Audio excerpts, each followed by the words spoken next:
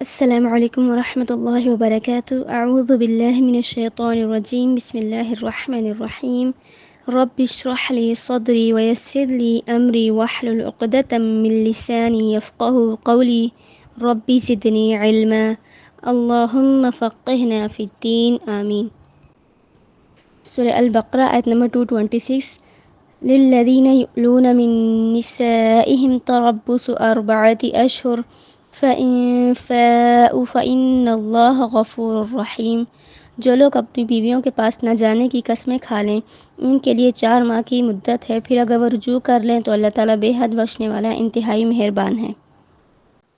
پچھلی آیت میں اللہ تعالیٰ نے قسموں کی بات کی تھی کہ اللہ تعالیٰ تمہاری فضول قسموں پر تمہاری پکڑ نہیں کرے گا، لیکن جو تم دل سے قسمیں کھاؤ ان پر تمہاری پکڑ ہوگی اگر ان کو پورا نہ کرو۔ اور اب اس آیت میں کہا جا رہا ہے کہ اگر کوئی اپنی ازواجی زندگی میں کوئی قسم کھا لے، اور یہاں پہ خاص مرد کی بات ہو رہی ہے کہ اگر وہ قسم کھا لے اپنی بیویوں کے پاس نہ جانے کی، تو پھر وہ اپنی قسم کو پوری کرے، اور اس کی مدت 4 ماہ ہے۔ کہ اگر وہ ایک ٹائم پیریڈ کو مخصوص کر کے قسم کھا لے کہ میں اتنے ٹائم تک اپنی بیوی کے پاس نہیں جاؤں گا، تو اس کی 2 صورتیں ہیں کہ اگر وہ مدت جو ہے 4 مہینے سے کم ہے تو اپنی مدت پوری کرے گا، لیکن اگر وہ 4 مہینے سے زیادہ ہے تو پھر وہ 4 مہینے کی مدت پوری کرے گا، اس کے بعد پھر اپنی بیوی کے پاس لوٹ آئے گا۔ اور اس قسم کو ایلا کہا جاتا ہے، اور یہ نبی کریم صلی اللہ علیہ وسلم نے بھی کی تھی کہ جب آپ صلی اللہ علیہ وسلم کی بیویوں نے مال غنیمت آیا تھا کسی جنگ سے، تو انہوں نے مطالبہ کیا تھا کہ ہمیں بھی کچھ مال دیا جائے، تو اس پر نبی کریم صلی اللہ علیہ وسلم غصے ہو گئے تھے، اور آپ صلی اللہ علیہ وسلم نے قسم کھا لی تھی کہ اب پورا مہینہ اپنی بیویوں کے پاس نہیں جائیں گے۔ اور آپ صلی اللہ علیہ وسلم پھر 29 دن کے بعد حضرت عائشہ رضی اللہ عنہ کے حجرے میں آئے، تو حضرت عائشہ نے فرمایا کہ ابھی تو 29 دن ہوئے ہیں، تو نبی کریم صلی اللہ علیہ وسلم نے فرمایا تھا کہ مہینہ 29 دن کا بھی ہوتا ہے۔ یہ صحیح بخاری اور مسلم میں، اور اس کا پورا واقعے کی ڈیٹیل سورہ احزاب میں ہم پڑھیں گے۔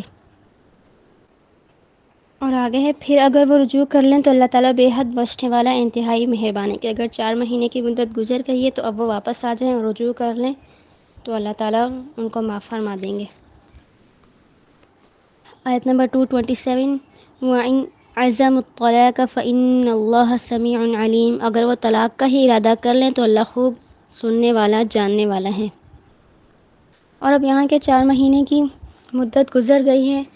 اور اب وہ چاہیں تو اپنی بیوی کو طلاق دے دیں اور چاہیں تو رجوع کر لیں، اور اگر وہ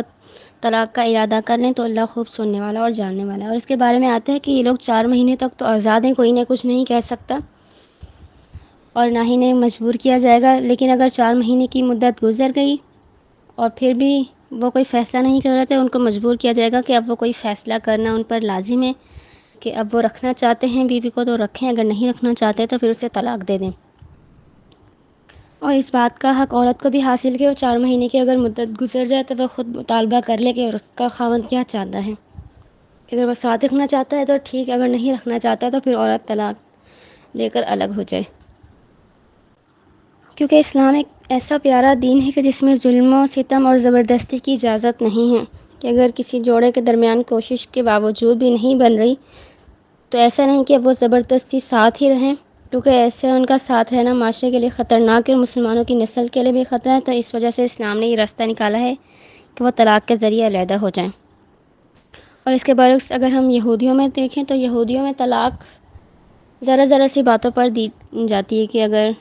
آنکھیں چھوٹی ہیں یا قد چھوٹا ہے یا رنگ کالا ہے، مطلب کوئی بھی چھوٹا سا عیب نظر آئے تو عورت کو طلاق دے دیتے ہیں۔ اور عیسائیت میں اس کے خلاف ہے کہ عیسائیوں میں طلاق کا تصور ہی نہیں ہے، ان میں اگر ایک سے شادی کر لی تو اب اس کو زندگی بھر ساتھ رکھنا ہے، اس لیے ان میں ایک بیوی ہوتی ہے اور 100 محبوبیں ہوتی ہیں۔ اور اس طرح ہندو دھرم میں بھی طلاق کا تصور ہی نہیں ہے، کہ ایک بار اگر کسی سے شادی ہو گئی تو پھر جنموں جنم اس کے ساتھ ہی رہنا ہے۔ اور اب اس آیت سے آگے طلاق کے احکامات ہی آئیں گے، اور سورہ بقرہ میں یہاں سے طلاق کے احکامات ہیں واضح، اور اس کے بعد سورہ طلاق میں ہمیں کچھ احکامات ملیں گے، اور سورہ نساء میں طلاق سے بچنے کے طریقے ہیں کہ کسی طرح اصلاح ہو جائے اور طلاق کی نوبت نہ آئے۔ اور اس آیت میں ہے کہ اگر وہ طلاق کا ارادہ کر لیں تو اللہ خوب سننے والا جاننے والا ہے، کہ جب تم طلاق دیتے ہو تو اللہ تعالیٰ سن رہے ہوتے ہیں، کیونکہ بعض لوگ طلاق دینے کے بعد پھر جاتے ہیں،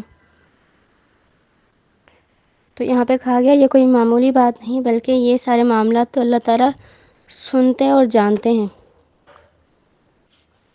کہ تمہارا طلاق دینے کے پیچھے کیا مقصد ہے، اللہ تعالیٰ سب جانتے ہیں۔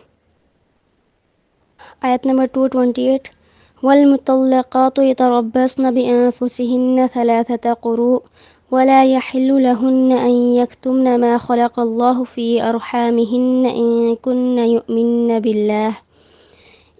كن يؤمن بالله واليوم الآخر وبعولتهن أحق بردهن في ذلك إن أرادوا إصلاحا ولهن مثل الذي عليهن بالمعروف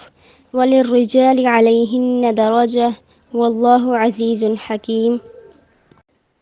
اور جن عورتوں کو طلاق دے دی گئی ہو وہ اپنے آپ کو 3 حیض تک روک کر رکھے، اور ان کے لیے حلال نہیں کہ اللہ نے جو کچھ ان کے رحم میں پیدا کیا ہے اسے چھپائیں، اگر وہ اللہ اور آخرت کے دن پر ایمان رکھتی ہیں۔ اور ان کے شوہر اگر اصلاح کا ارادہ رکھیں تو اس مدت کے دوران انہیں اپنی زوجیت میں واپس لوٹانے کا زیادہ حق رکھتے ہیں۔ شوہروں پر بھی عورتوں کے ویسے ہی حقوق کے جیسے شوہروں کے عورتوں پر ہیں، البتہ مردوں کو عورتوں پر ایک درجہ فضیلت حاصل ہے، اور اللہ سب پر غالب خوب حکمت والا ہے۔ اور اب اس آیت میں ہے کہ اگر عورت کو طلاق ہو گئی ہے تو اب اس کی عدت ہے کہ وہ اپنے آپ کو 3 حیض روک کر رکھے، یعنی کہ 3 حیض تک اپنی عدت گزارے۔ اور یہاں پر 3 مہینے نہیں کہا گیا عدت، بلکہ 3 حیض کہا گیا ہے۔ تو اگر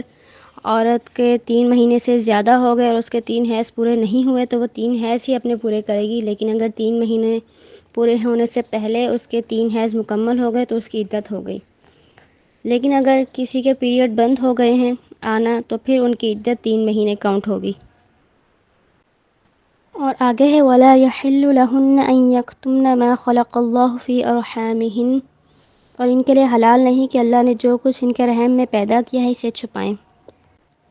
اس سے مراد کہ اگر اس عدت کے دوران 3 مہینوں کی عدت کے دوران اگر عورت کو پتہ چل جاتا ہے کہ وہ حمل سے ہے تو اسے چھپانا نہیں چاہیے۔ اور 3 مہینے کی عدت اللہ تعالیٰ نے رکھی اسی لیے ہے کہ اس میں کنفرم ہو جاتا ہے کہ عورت پریگننٹ ہے یا نہیں۔ آگے آیا ان کن یؤمن باللہ والیوم الآخر، اگر وہ اللہ اور آخرت کے دن پر ایمان رکھتی ہیں، کہ اس کے ایمان کا تقاضا یہ ہے کہ وہ اپنے حمل کو نہ چھپائے، اور اگر حمل کا پتہ چل گیا ہے کہ پریگننٹ ہو گئی عورت تو پھر اس کی عدت بچے کی ولادت تک ہوگی۔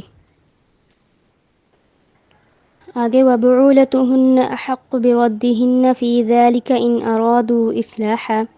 اور ان کے شوہر اگر اصلاح کا ارادہ رکھیں تو وہ اس مدت کے دوران انہیں اپنی زوجیت میں واپس لوٹانے کا زیادہ حق رکھتے ہیں۔ اور یہاں پر آیا کہ اگر مرد نے عورت کو طلاق دے دی ہے اور ابھی اس کی عدت مکمل نہیں ہوئی 3 حیض، اور اس کے درمیان ہی اگر شوہر ارادہ کرتا ہے کہ وہ اپنی بیوی کو واپس لے آئے تو وہ لا سکتا ہے، اس کو رجوع کا حق ہے۔ اور یہاں پہ ہے کہ ذالک ان ارادوا اصلاحا، کہ اگر وہ اصلاح کا ارادہ رکھتا ہو، یہ نہیں کہ ستانے کے لیے واپس لے جائیں۔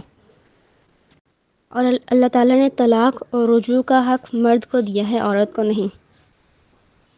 اور اس میں اللہ تعالیٰ کی حکمت ہے۔ اور اس میں یہ بھی ہے کہ عورت ایموشنلی ویک اور جلد باز اور دور اندیش نہیں ہوتی، تو اس لیے کہیں وہ اپنے حق میں کہیں غلط فیصلہ نہ کر لے، تو اس سے اللہ تعالیٰ نے اسے یہ حق نہیں دیا۔ اور دوسرا، جہاں مردوں کے ساتھ عورتوں کو بھی طلاق کا حق حاصل ہے وہاں طلاق کا ریشو زیادہ ہے۔ اور اسلام میں مرد کو 3 مرتبہ طلاق دینے کی اجازت ہے، کیونکہ اسلام سے پہلے مشرکین کا یہ رواج تھا کہ عورت کو ان گنت بار طلاق دیتے اور پھر رجوع کر لیتے، پھر طلاق دیتے پھر رجوع کر لیتے، اور اس طرح عورت تکلیف میں ہوتی تھی کہ نہ اسے مکمل طور پر آزاد کرتے اور نہ اس کے ساتھ بنا کر رکھتے۔ تو اسلام نے ایک حد مقرر کر دی طلاق کی، اور 3 طلاقوں پر پابندی لگا دی کہ اگر 3 طلاقیں ہو گئیں تو اس کے بعد پھر عورت آزاد ہے۔ اور یہاں پہ طلاق رجعی کا حکم ہے کہ اگر مرد نے 1 طلاق دی اور پھر عدت 3 مہینے، اور 3 مہینے کے درمیان اگر وہ رجوع کر لے تو اپنی بیوی کو واپس لا سکتا ہے، لیکن اگر 3 مہینے کی عدت گزر گئی اور شوہر نے رجوع نہیں کیا تو عورت کو طلاق ہو گئی، اور اب وہ کہیں بھی چاہے تو اپنا نکاح کر سکتی ہے، اور اگر شوہر بھی چاہے اس سے دوبارہ نکاح کرنا تو نکاح کر سکتا ہے۔ اور اسی طرح پھر اگر دوسری طلاق بھی دے دی اور 3 مہینے کی عدت کے درمیان رجوع کر لیا تو ان کا رجوع ہو گیا، لیکن اگر 3 مہینے کی عدت گزر گئی اور رجوع نہیں کیا تو ان کی طلاق واقع ہو گئی اور عورت اب آزاد ہے۔ اور اس میں بھی اگر شوہر چاہے تو دوبارہ نکاح کر سکتا ہے اسی عورت سے۔ پھر اگر کسی وجہ سے ان میں دوبارہ طلاق ہو گئی تو پھر اب عورت آزاد ہے اور 3 مہینے کی عدت گزارنے کے بعد وہ کسی سے بھی شادی کر سکتی ہے، لیکن اب دوبارہ اس مرد سے اس کی شادی نہیں ہو سکتی، یہاں تک کہ وہ کسی اور سے نکاح کرے اور پھر کسی وجہ سے ان میں آپس میں طلاق ہو جائے یا وہ شوہر فوت ہو جائے تو پھر دوبارہ یہ پہلے شوہر کے لیے حلال ہو سکتی ہے، وہ اس سے نکاح کر سکتا ہے۔ اور اس آیت میں جو ذکر ہے وہ طلاق رجعی کا ذکر ہے، جس میں مرد اپنی عورت سے رجوع کر سکتا ہے۔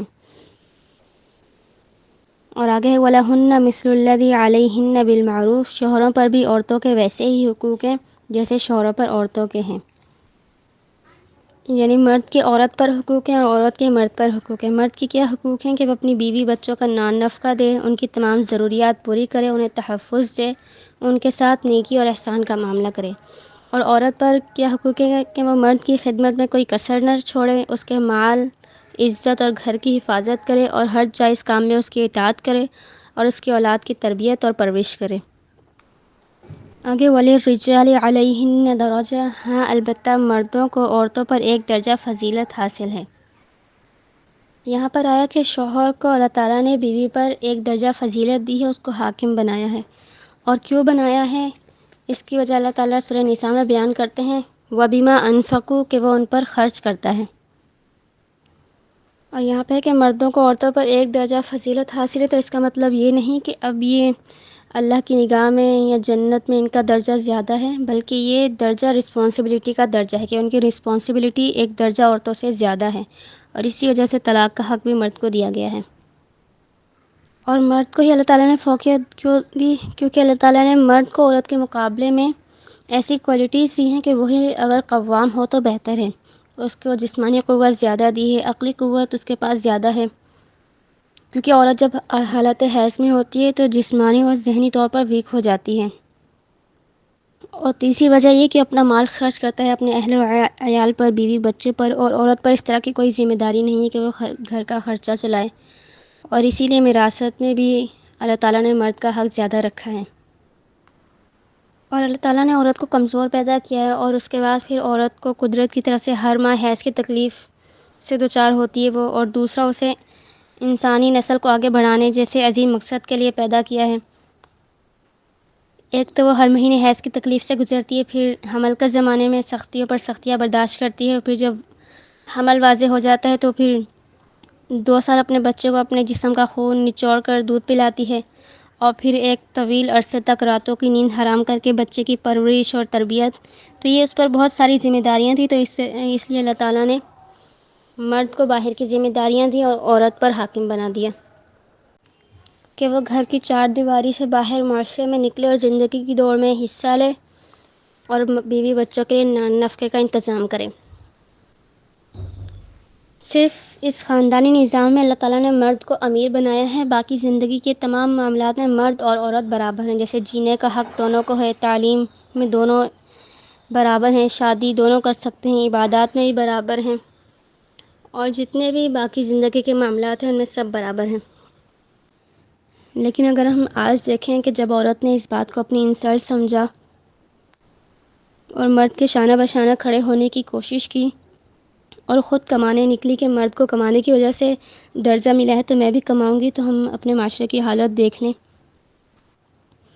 اور یہ سوچ عورت کے اندر مغرب نے ڈالی ہے، مغرب سے آئی ہے کہ مرد اپنا کمائے، عورت اپنا کمائے، اور اس طرح عورت پر ذمہ داریاں بڑھ گئیں کہ وہ گھر کے بھی کام کرے، بچے بھی پیدا کرے، ان کی تربیت بھی کرے، اور اپنا خود کمائے اور خود کھائے، اور اس طرح جو تھا مرد تمام ذمہ داریوں سے آزاد ہو گیا۔ اور اس طرح معاشرے میں بگاڑ آیا کہ جن ماؤں نے گھروں میں رہ کر اولاد کی تربیت کرنی تھی وہ خود باہر نکلی اور اولاد کی تربیت نگلیکٹ ہو گئی بیچ سے۔ اور اگر ہم معاشرے میں نظر دوڑائیں تو کتنی بگڑی ہوئی اولادیں جنم لے رہی ہیں، اور سب سے بڑھ کر ایمان داؤ پر لگ چکا ہے۔ اور اگر ہم دیکھیں تو پہلے دور میں جب مائیں گھروں میں رہ کر اولادوں کی تربیت کیا کرتی تھیں تو کیسے عظیم لیڈر اس امت میں پیدا ہوتے تھے، محمود غزنوی، صلاح الدین ایوبی، محمد بن قاسم جیسے لیڈر ماؤں نے اس امت کو دیے۔ لیکن جب ماؤں اس تربیت کو چھوڑ کر باہر معاشرے میں نکلی تو ویسے لیڈر پیدا ہونا بند ہو گئے۔ اور اس لیے اللہ تعالیٰ نے جس کو جس مقام پر رکھا ہے وہ اپنے مقام پر راضی خوشی رہے، کیونکہ ہم اللہ تعالیٰ کی حکمتوں کو نہیں جان سکتے۔ جس نے بنایا ہے وہ بہتر جاننے والا ہے، کیونکہ ہر ایک نے اللہ تعالیٰ کو جواب دینا ہے کہ اگر کوئی اپنے حق میں کوتاہی کر رہا ہے یا اپنے حق کا غلط استعمال کر رہا ہے تو وہ اللہ تعالیٰ کا جواب دہ ہوگا، کہ اگر مرد اپنی سربراہی سے غلط فائدہ اٹھا رہا ہے یا اس کو طلاق کا حق دیا ہے، اس کا غلط استعمال کر رہا ہے تو وہ اللہ تعالیٰ کے ہاں جواب دہ ہوگا۔ اور اللہ تعالیٰ اپنے حقوق معاف کر دیں گے، لیکن حقوق العباد کبھی معاف نہیں کریں گے جب تک وہ بندہ نہ معاف کر دے جس کے ساتھ زیادتی ہوئی ہے۔ آگے واللہ عزیز حکیم، اور اللہ سب پر غالب خوب حکمت والا ہے۔ یہاں پر اللہ تعالیٰ نے کہا کہ اللہ سب پر غالب، یعنی کہ مرد کو جو اللہ نے عہدہ دیا ہے، سربراہی دی ہے، گھر کی حکمرانی دی ہے، تو وہ اس کا غلط استعمال نہ کرے اور ایسے دندناتا نہ پھرے، کیونکہ اللہ تعالیٰ اس پر ایک ہے جو اس پر بھی قدرت رکھتا ہے اور اس پر غالب ہے۔ اور آگے آیا خوب حکمت والا ہے، کہ اللہ نے جس کو جو مقام دیا ہے وہ اس کی حکمت خوب جاننے والا ہے۔ وآخر دعوانا ان الحمد للہ رب العالمین۔ جو ہم نے پڑھا اللہ تعالیٰ ہمیں اس پر عمل کرنے کی توفیق دے، آمین یا رب العالمین۔